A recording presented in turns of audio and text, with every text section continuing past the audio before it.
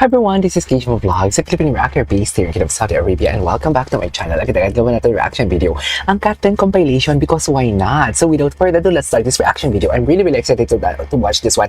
Actually, the video itself, totoo yan. Totoo yan. May video nga naman talaga. Nakita ko mismo ang video na yon. Pero ang tanong, is that latest video? Because the last time I checked, Charis, ayoko na magkwento kasi may nalaman din naman ako, pero ayoko na magkwento dito. Pero kayo na lang ang tatanungin ko. Kung tatanungin ko kayo, is that a latest video? Sige, given the fact, sabihin na lang natin, magbibigay ako ng hint na latest video yon. Nakita niyo ba magkasama ang dalawa? Nakita niyo ba magkasama ang dalawa?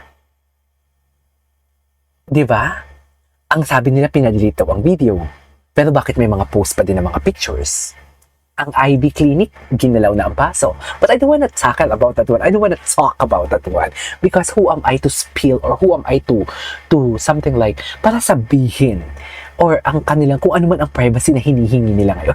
Tangi ko ng privacy hinihingi nila ngayon. Wala naman silang privacy hinihingi sila ngayon. It's just that, sinabihan lang din naman ako na huwag mo nang ikwento yan. Kung ano yung mga kwento ko na ito sa akin, huwag mo nang ikwento yan. Tanungin mo na, sabi na, tanungin mo na yung followers mo kung bago ba yung video na yon. Ang tanong, is that a new video? Hindi na kayo nadala. You remember yung Katniel? Na sinabi ninyong same sila ng Cap? Na may video? Lumang video naman yun eh. So how sure are you na bagong video ito? Even sa photo, sa screenshot na lumalabas sa TikTok, is parang hindi nga si Kat yun kasi ibang-iba na ngayon si Kat. Diba? Ibang-iba na ngayon si Kat. So, paano nyo masasabi na si Kat yun? Pinagtagpi lang naman ng picture ng isang lalaki na hindi nga kayo sure kung si Mayor Mark Alcala yun. Doon na nakatayo sa airport at kinuha ninyo, ay, ayoko na lang talagang sabihin, kinuha ninyo ang video na hindi naman kayo sure kung updated yun or hindi. Tapos, pinagdikit nyo. Tagpi-tagpi. Dapat kinunek nyo eh. Dapat kinunek, hindi tagpi-tagpi. Kasi malalaman talaga na alam nyo yung for the clout lang kayo. For the clout lang talaga kayo. Wala kayong alam. Totoo nga naman talaga. Pag walang laman ang lata, maingay. Kung walang, ang mga, totoo nga naman talaga, yung tipong mga taong walang alam, sila pa yung maiingay.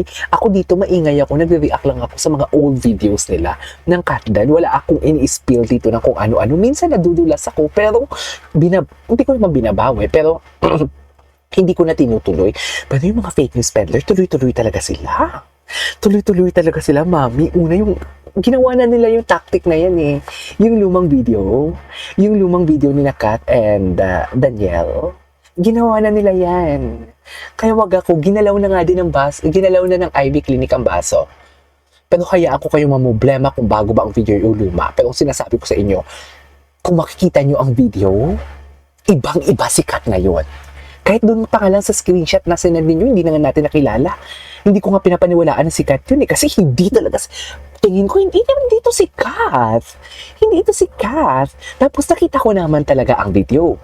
Ang tanong, bago ba ang video? Diba? Magkasama, may video ba sila magkasamang dalawa? Si Mark Alcala ba yung nakatayo doon? Tigilan niyo ako. Charis. Mami, hindi kayo mananalo sa akin. Charis. Alam mo kung paano kayo manalo sa akin? Alam nyo? Sige, sasabihin ko. Si Kat mismo, manggaling sa bibig ni Kat and ni Alden, na friends lang sila. There's nothing going on between the two of them. Which is, alam kong hindi mangyayari yon. Because may alam ako na hindi nyo alam. Charis! Diba? Doon ko kayo paniniwalaan. Hindi, bigyan natin sila ng satisfaction. Ito mga fake news peddler. Sige, yan. Yan, maghintay kayo sa wala. Yan. Yan yung sinasabi ko sa inyo. Diyan nyo ako mapapaniwala. Maghintay kayo sa wala. Meaning to say, hindi nyo ako mapapaniwala. Kasi wala. Hindi kayo makaka-provide sa akin. Because I have connections. Connections that you don't have for today's video. Charis! Ano? Fight me! Charis! Anyways, panoorin natin to. Ano to? White lies. Tinan mo yung si Tsun, tulog ko. Parang gusto nang halikan si Kat din dito. Or anyone Kulang na lang magdikit ang kanilang, kulang na lang talaga hahawak si Kat sa binti ni Alden. Charis. Pero kung Ang ganda ng shoes ni Kat. and yung mental health mo, I think pwede siyang haluan. Depende. Huwag lang Mm. yung real life. Ako kasi parang first there's the word lie. Huwag na pala, sorry. Oo, Ayoko na pala. Okay. Mm. Bago naisip ko.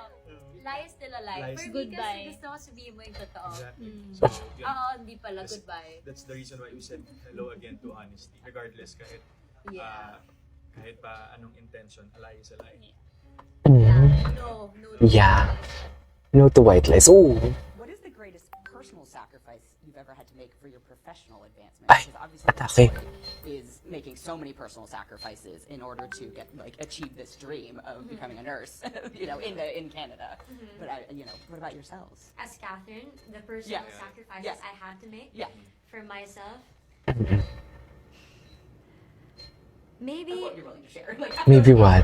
Ayan, ang hirap ng tanong kasi ingat na ingat. I think top Charis. of mind is me being a public figure, I think. Oh, Privacy, the privacy. sacrificing, or I'll speak Lives. for you, Nadaya, Yeah, our private our lives, private I lives. think. And we are pretty aware that, it's part of the job. We chose this job, and these are the consequences, right?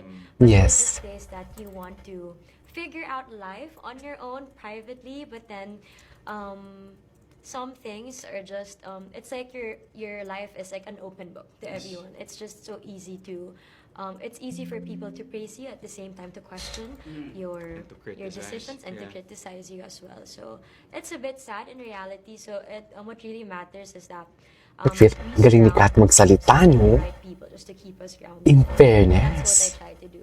And I try to balance my life with, okay, I do work for a few days and then I'll have my days off.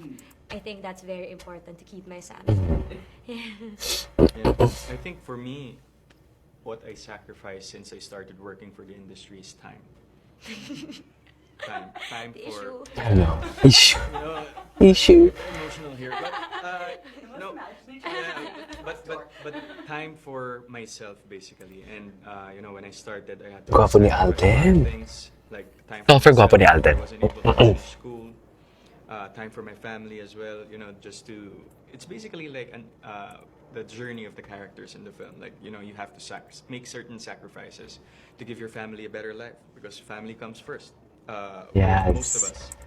So being able to do that, I think it's really a matter of how you see it, regardless of the hardships and sacrifices that you were able to make for a certain career. You just have to look into the beauty of it. What I couldn't agree more. has done to your life and to the lives of the people around you for the better. So I mean, Yeah. regardless of those sacrifices, it's Diba? all worth it. It's over. Appreciate the honesty in those Diba? Diba? Natulala ang nag-interview. Anyways, there you go guys. So this is all for today's video. Our captain compilation. And this is Steve Vlogs. See you on the next vlog. Bye.